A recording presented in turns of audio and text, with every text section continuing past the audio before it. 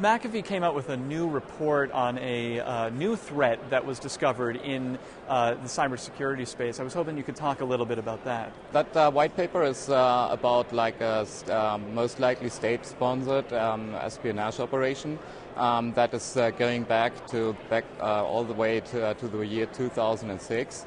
And during that time, we identified like 72 target organizations, ranging from government organizations to military contractors and non-profit organizations that were victims in those attacks over the years.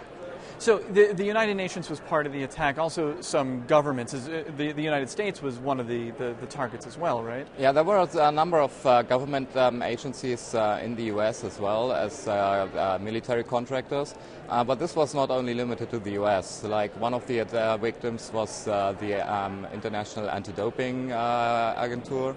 Another one was the IOC. That also quite clearly points at a state-sponsored attack. There is no economic value for an attacker in this. Now, it's interesting that McAfee decided not to say who they think was behind the attack. You said that it was state-sponsored, but you weren't naming a state. What's the reason for that? The major reason for that is it is like not our business to try to investigate who is behind a certain attack. And also, we simply don't really have the facts who was behind it. The command and control server was actually located in a Western country, and it can people could connect to it from everywhere. So it's not easily to pinpoint it was from the Far East or from Eastern Europe or from South America. We simply don't know, and we don't want to speculate. Now, a lot of the blame for these kind of attacks falls on China in the press, and also from some security experts who say that these things come from China. Is this the kind of attack that we might see from China, or if it's not necessarily from China, why does China sort of get the blame for all these kind of things?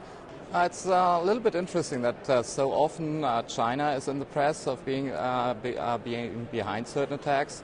It is known that a number of countries are building up like an offensive and defensive arsenal in the cyberspace, and also doing espionage, corporate espionage and state-sponsored espionage over the internet is just an extension of conventional means. And like Franke, for example, has named the US, Russia and China like being the three major players who are busy in this kind of activity. So it's a little bit strange that it's only China that is getting named. There are certainly many other countries who are involved in this on one level or another.